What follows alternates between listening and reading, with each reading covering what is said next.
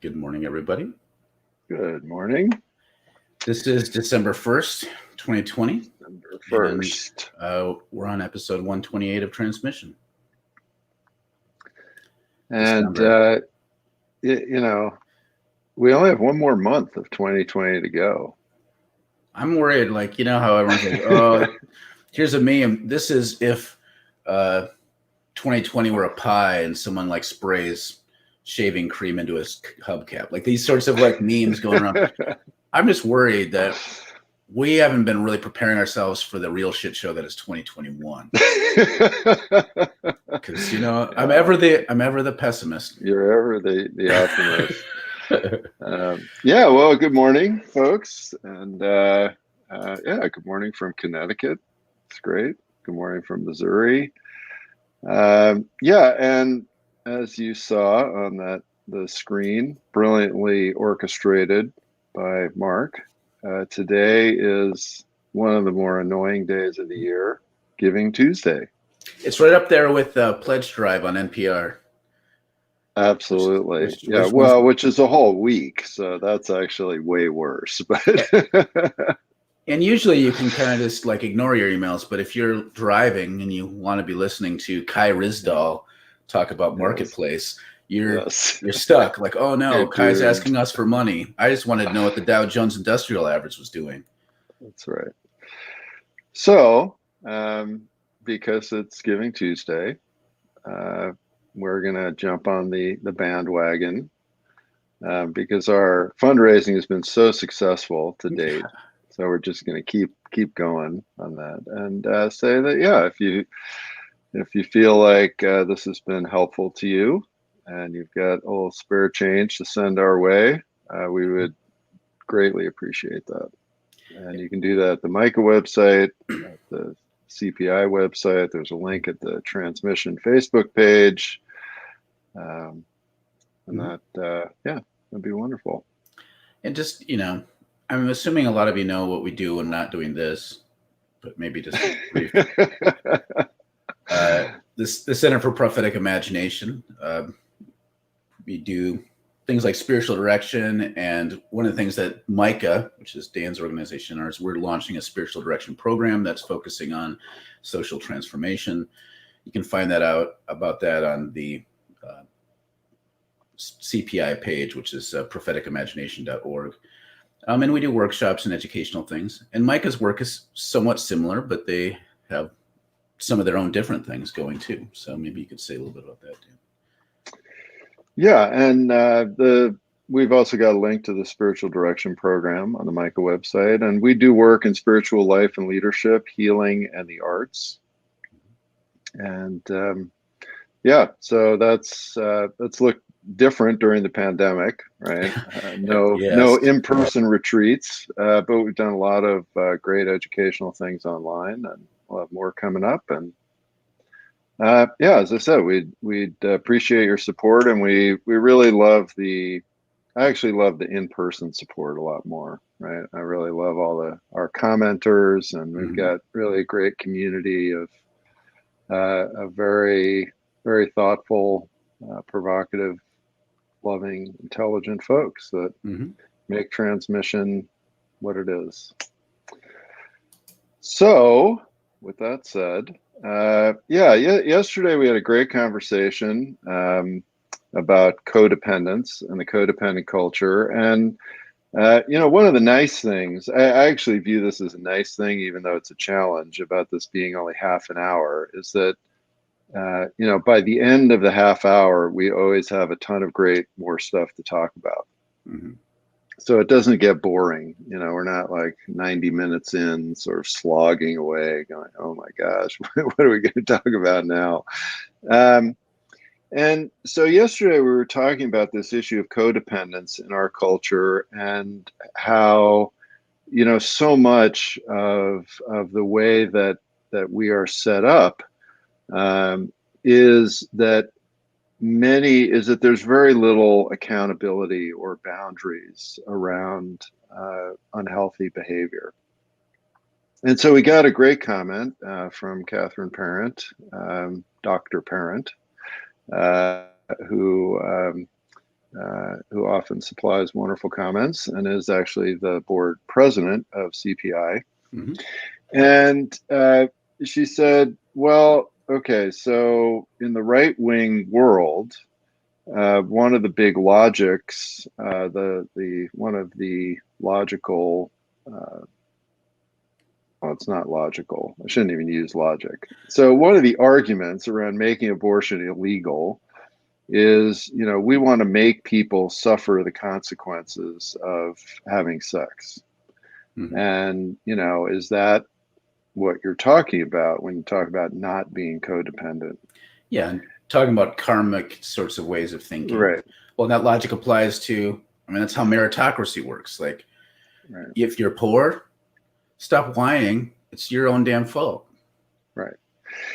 Yeah. And so because I came in towards the end and we said a couple things about it, but I really felt the more I thought about it during the day and this morning that we really need to return to that, because I think that was such an important observation about the way this logic gets used and twisted, that it would be kind of worth a whole episode. So I thought of a fun little example, a kind of a jumping off point example, that's sort of silly, but I think indicates how we really have so few examples of a non-oppressive way of relating to one another. So let's say, my example is, let's say I find out that Mark likes getting up every morning and starting a fire in his living room on the floor. How did you know?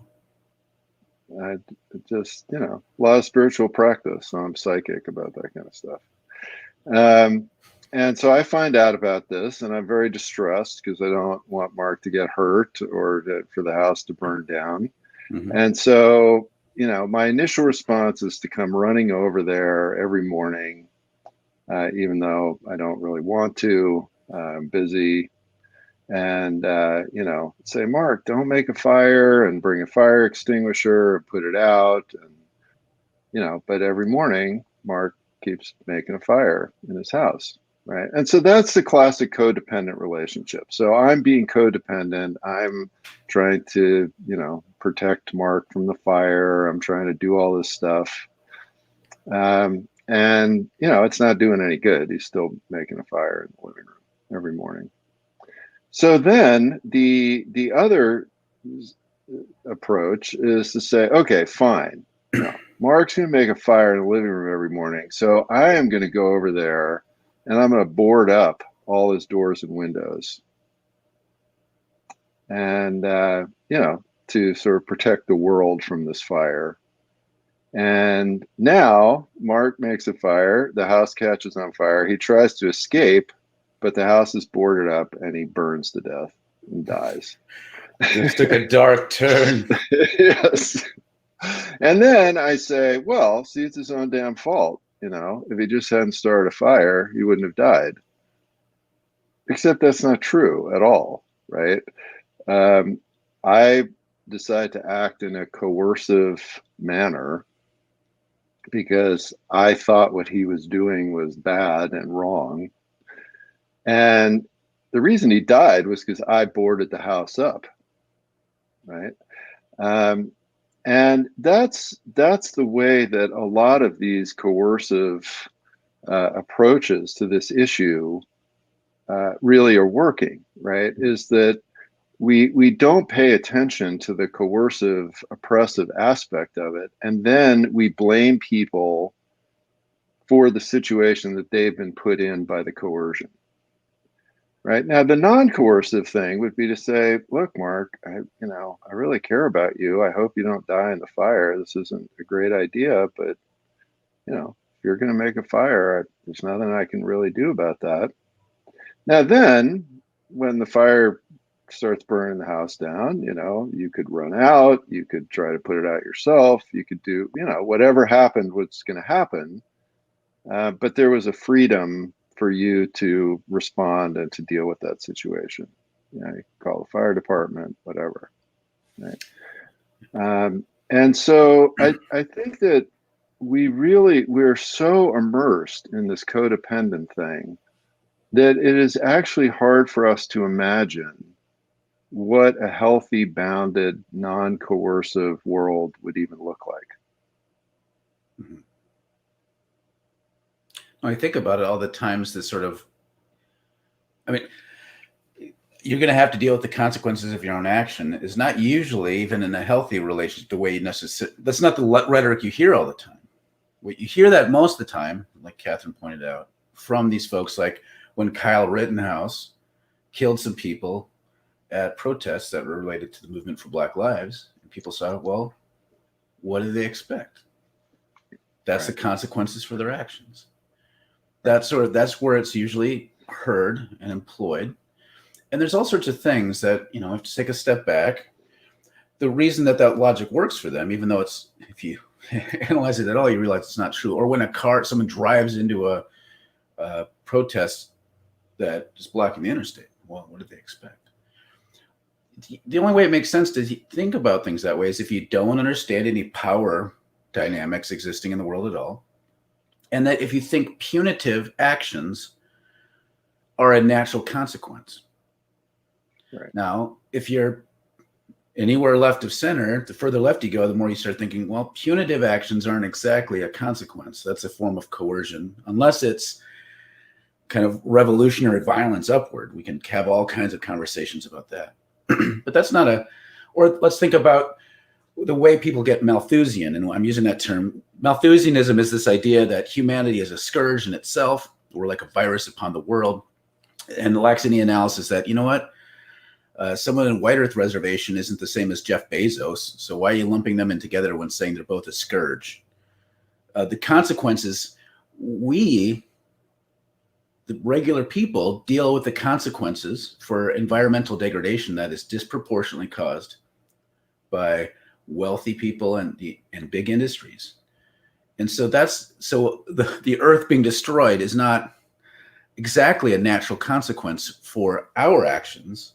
It's more of a consequence for someone else's actions. And one of the things that power allows them to do is push the consequences onto other people. So all of a sudden you start realizing, like, you know, the way that they use this rhetoric of consequences is warped by an inability to see how power functions and scapegoating and all these kinds of nasty things that they do. And so maybe the language of consequences for actions has a charge to it, but underneath it, if we think about it, is, you know, it really has to do with setting boundaries and saying, I'm not going to put myself into the position of being responsible ultimately for you, because that's not something that I can really do. Well, yeah, and then, you know, and we can even take it back a deeper step in terms of this kind of power analysis and say, okay, so if you're raised in a patriarchal family structure, if you're raised in a toxic religious structure where God is this ultimate evil patriarch, the psychotic warlord, as I like to refer to that image. Everything about consequences, you know, really is formed in our mind to be about violent punishment. Right? Yes. Right. Everything about consequences is about violent punishment. I do something bad, I get violently punished. You know, the people of Israel do something bad, God, you know, violently punishes them. You do something bad, wait till your dad gets home, you know, he's going to beat you. I mean, when you were 12, you masturbated for the first time. God was watching. The wages of sin is death, and therefore your right punishment is eternal torment in hell. Yeah. Which is actually the logic. Right. And then if you say, well, no, that's not as big a deal, it's not like it's murder or something, and they say, well, all sin is equal. There's all these sorts of weird, twisted ways to justify every punitive and nasty thing that ever befalls a human being. Yeah, and so, you know, so that's also very powerful in terms of getting the codependent guilt thing going, because it's like, oh my gosh, you know, if every consequence is violent punishment, well, of course I want to keep the people that I care about from getting that. So of course I'm going to do all that all that effort to prevent that from happening over and over and over again.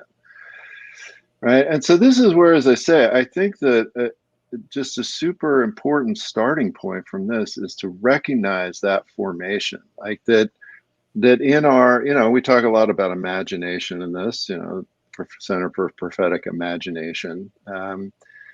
In our imagination, can we even understand a reality in which consequence and violent punishment are not linked? Right? Can we even imagine that? Like, because until we can imagine something like that, I think we keep getting tripped up and caught by that. Because it's so prevalent, and so many of us, have been raised in that, right? I mean, that's how we were formed, one way or another, whether it's an abusive family, abusive religion, abusive community, whatever it might be. And so there's this just immediate kind of neural knee-jerk reaction in that direction. Comments are starting to come in, but I want to share just a short little audio biographical kind of story, just a short one. So for years I did hospitality ministry, like in the Catholic worker style. And so often would get guests coming in. And to me, that act of doing hospitality is like, some people would even see that as enabling to begin with, which I didn't, that at the base level is not. Giving someone a place to stay is not necessarily in and of itself enabling. But what would happen is over time, I would start doing this thing like, well, I have a home and I don't deserve it more than them. So how could I ever turn them away? Already in that logic is not me thinking about what I need for my own healthy flourishing or the analysis of their situation.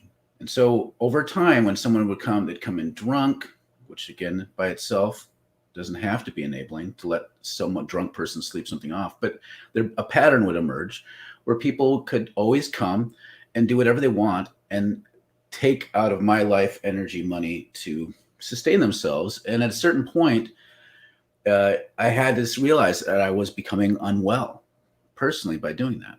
So when you don't have any way of thinking about like, and I did the things where I talked to them and try to help them, connect them with resources. But at a certain point, it's not wrong to say, I can't do more than this.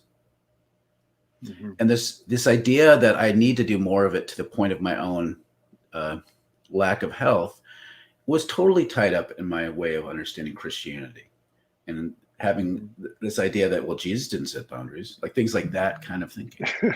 Right. Now, so let's go to the comments, because I think these comments are going to dig up some of the stuff underneath that, my story a little bit more. But Catherine writes, this was historically also a big conservative rhetoric for ignoring the early AIDS, epidemic, by framing it as consequences for gay sex, which led to a ton of unnecessary suffering and death of people who deserve support, research, and medical care. Right. Yeah, I mean, that's a great example. And Deborah and I were actually in medical school in San Francisco when AIDS was discovered. And so we saw this unfolding in real time. I mean, we would have professors come in and give these lectures of like, okay, so down the street in San Francisco General Hospital, there are all these people pouring in with this weird illness, and we don't know what the hell is going on, and they're dying, and this is bad. And right, and what you saw following that immediately coming from Reagan and his whole crew, was all this language of like, okay, we're not going to do anything for these folks because they're gay. And again, it was this direct model of consequences not only means terrible punishment, but it also means that we are going to coercively participate with what we are seeing as natural punishment, right? So that's the other part of it. And that's where, my example of I'm going to come and board up the house, right? It's not just bad enough that, the house is going to maybe burn down, but now I'm going to participate in that consequence by even more negativity and coercion. Right. Well, again, that's not allowing somebody to experience the results of that karma. That's actually adding coercive, abusive negativity to what is already a difficult situation, right? And in the name of my own self-righteousness, of which there was a huge amount flying around during the AIDS pandemic, which, by the way, is still going on. There's still an AIDS pandemic. Yeah. Oh. Leah writes, also possible that if you had a real relationship with Mark, yeah, Dan, maybe you could find out that he starts the fire because he's cold. I think sometimes the coercive or codependent acts come not from not knowing why people don't live like you think they should without understanding motivation. I mean, I've seen this a lot of times, like if you judge people judging motivations and then therefore getting punitive about it. Right. Yeah, no, I think, Leah, that's a great example, is that so much of what the dependent codependent dynamic covers up or avoids is the possibility for real relationship, right? And so, in the classic original way that this was talked about, right, in the alcoholic family, yeah, I mean, what people were not doing was sitting down and really talking about how much pain they were in, right? How much pain the alcoholism was causing, how much pain the alcoholic was in. There wasn't real relationship going on. And so you're absolutely right that underlying this particular type of unhealthy relationship is that lack of deeper real relationship. Series writes, we live in a culture that enables abusers. We often don't put pressure on abusers to change. Right. Yeah. Yeah. And by the way, Sirius just launched her Patreon yesterday, which looks really cool. And so I'd encourage you to check that out. And Sirius, if you want to throw up a link to that in the comments, please feel free to do so. Excited to see and hear how that evolves in your stories and writing and things. I mean, this is interesting. Like this codependent thing can tie into all sorts of directions. But one, when you mentioned abusers not having consequences, to me, it's hard not to start thinking about this sort of pushback to cancel culture. Right now, can cancel culture become toxic? Well, yes. But at the same time, if in the first news cycle of someone being found out of saying something transphobic or something, you start saying, well, but J.K. Rowling's books are so important to me. Or one of the big theologians within my world, John Howard Yoder, when people started realizing more and more, they're like, well, we can't just get rid of his books because he's too important. Like that sort of way of that's where it starts getting very codependent sounding, as though some person is such a unique contribution to the world that the idea of sidelining them is seen as a bigger threat than them continuing their abusive behavior. So again, this is an example of like, that just restrains clear transparency about what they're doing. It's kind of putting it to the side. But instead, by doing that, J.K. Rowling, for example, because I don't think her finances have been hurt at all. There's nothing she doesn't have to deal with the pain of her words. Not really. So just can pick on J.K. Rowling a little bit. Well, but what this does point out also is, and this is one of the things about the sort of punishment dynamic, especially the eternal punishment dynamic, is that it really is this incredible binary all or nothing, right? And so it's like, so for example, if you have a powerful person in the community and you find out they, done these horrible things, and you're like, well, I don't want them to have power in the community. And people are like, well, we can't, get rid of this person, right? They're beloved next to it. You're I'm like, not talking about murdering them. Right. Those aren't the only two options. It's just that we don't want them to be in charge anymore and have power. I mean, if they want to hang out and sit in the back and reflect upon their ways, and that's great, right?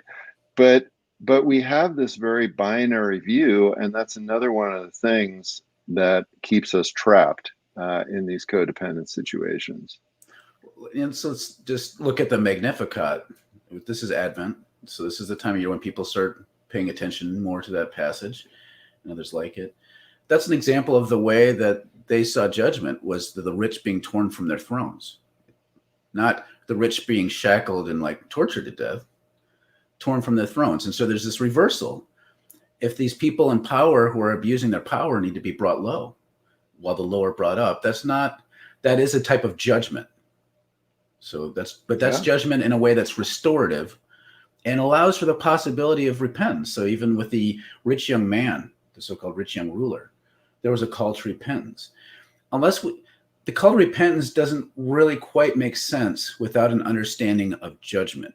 But the problem is judgment doesn't have to look, it's not punitive.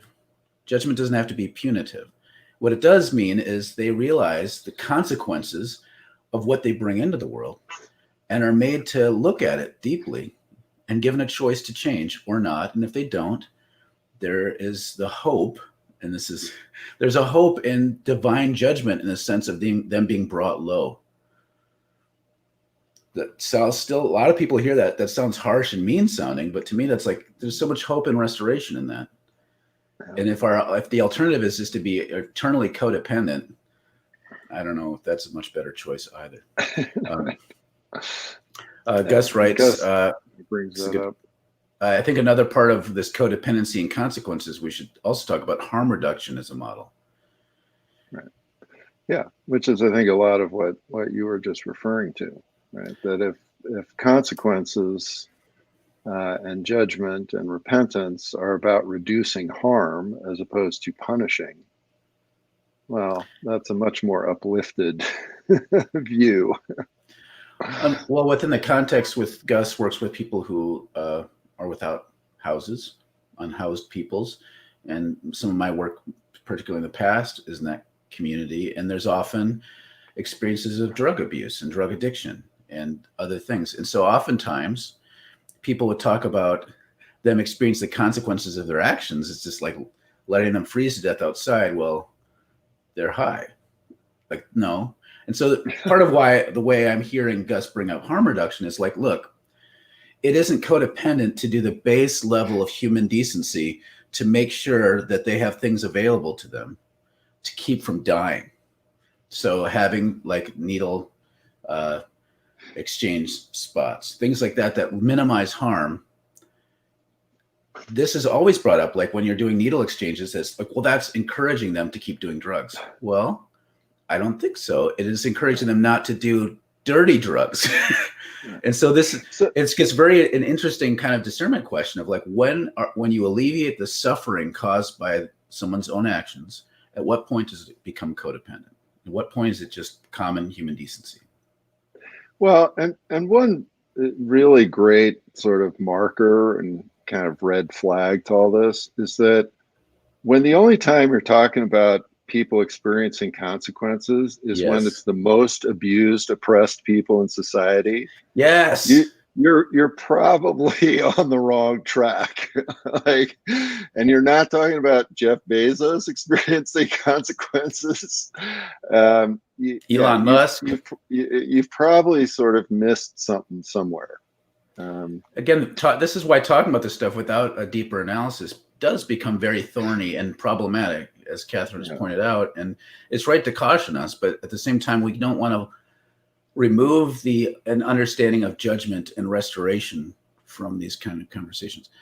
Sari's right. So we are gaslighted to believe that demanding ethical treatment and care is equal to punishment.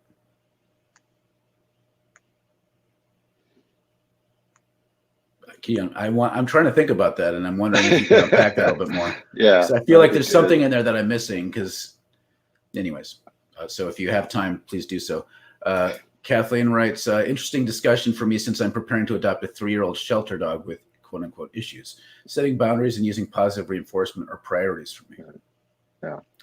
Yeah. And, I mean, it may seem a little trivial compared to some of the things we're talking about, but dog training is actually a great example of this. Like the new, the sort of in thing now in dog training is that people have finally realized that, positive reinforcement is better than shouting no at your dog and whacking them. And to me, the fact that it's sort of taken this long for people to figure that out and to become more mainstream. I mean, I'm sure other people have done it, but now it's really mainstream. Is a great little cultural example of what we're talking about. Well, I could say more, but I'm looking at the time. Yeah, we're So past time, as yeah. is our way. Catherine writes, curious to know how many white Christian anti-maskers are acting from the rhetoric that sin leads to disease as punishment. Thus, they are protected from COVID by Jesus dying for their sins. Mhm. Not the not living in fear anti-mask argument seems like a reference to this theology.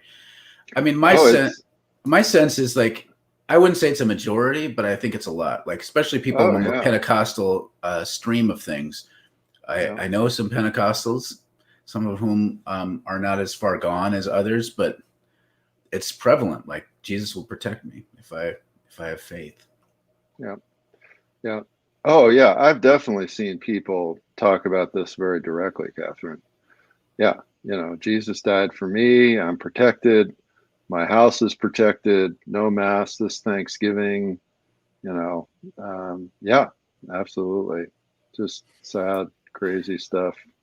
Yeah, I could. And It's interesting thing that things that are unseen fall into this category, but things like economics, which is also to me just as mysterious as vaccines, it's like, well, if they blew all their money on a bad investment choice and they suffered for it, they'd be like, well, consequences for my action. Jesus didn't protect me from that.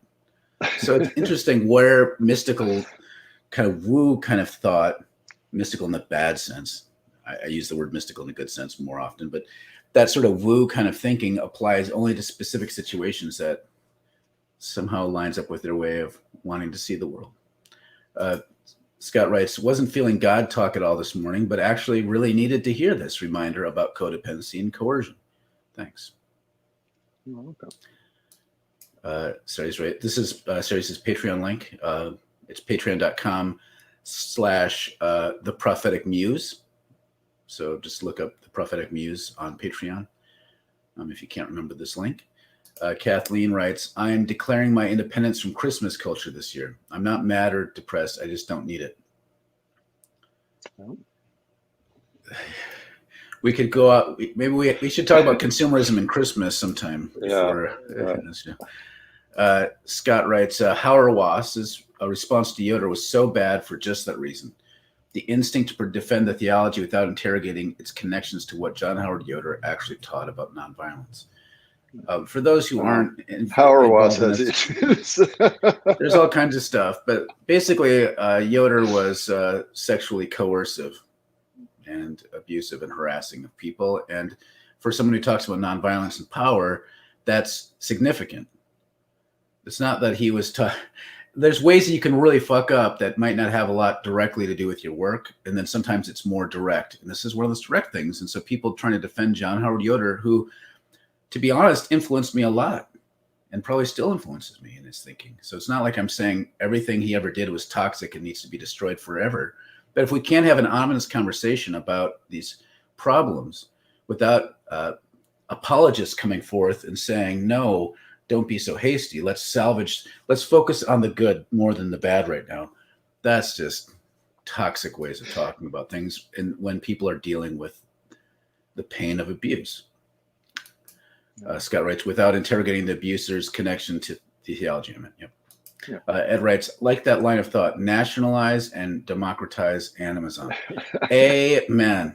And if not nationalize and democratize, like maybe find a way to legally force them. I would love it if they could just be forced into turning into a co-op. I would settle for that. Yeah.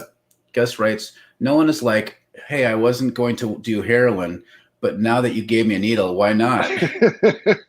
You're still going to have the consequences of the heroin use, but you won't get Hep C as a bonus. That's right. Yeah, exactly. Again, that's the punitive thing. Like the idea that somehow like they should just get every kind of disease and die because that's the consequences of their actions. It's like, no, we can have some mercy and humanity in this. Well, plus, they're not on an island in space by themselves. Right, actually preventing them from getting hepatitis C decreases medical costs, decreases other kinds of costs for society, makes that person more likely sometime down the line to be able to get other kinds of help. I mean, it's a win-win for everybody. And again, that's the harm reduction idea as opposed to the punishment idea. Right. They still have the consequences of doing heroin, right? I mean, but society recognizes that there's other simple ways of being helpful all the way around that are good. This is also made problematic by the operating assumption in our society, which is most things that take care of you as a human being are not your right. Right. So having a conversation about consequences for actions is different in the United States than if we were in a country where healthcare, housing, and food were provided. And the assumption was you could fuck up all you want, but you're not going to get that taken away from you because those are rights. Here it's like, if you let that person even like sleep inside of a structure anywhere, you're just enabling them. Like, oh my God. Because we have such an anemic, impoverished moral culture. That is very magnanimous. Give Bezos a couple of bucks on his way out. Yeah. That is very merciful. Yes. Catherine writes, this is a great conversation. Digging into the power dynamics and unpacking the different forms of consequences rhetoric is really rich and helpful. Thank you. Well, thank you for inspiring us. Ceres writes, enabled abusers and their enablers often gaslight us when we demand ethics and ethical treatment of ourselves and others. Yes. Yeah. Yes. Yeah, absolutely. Faith, is good to see you commenting here, Faith. I'm glad you were listening in. I went to seminary with Faith, and Faith also grew up down the road from where my wife grew up. So we live in a small world. Whoa. Scott, right? I wrote on Barth, and Yoder for my PhD, so I get it. Wink. All right. Wink. I said Karl Barth first because it's how it's pronounced, but then it's one of those things that if you're not a theologian, you always say Barth, and so I'm just saying it both ways. It's like Kierkegaard and Kierkegaard. Ways of saying things if you're a nerd. I think that was our final comment. That was it. Great. Less than 40 minutes. It's almost like 30 minutes. All right. Well, thank you all. It was great to be with you, see you, hear you. Yeah. And we'll throw a few bucks our way. We'll see you tomorrow. And see you tomorrow. Bye.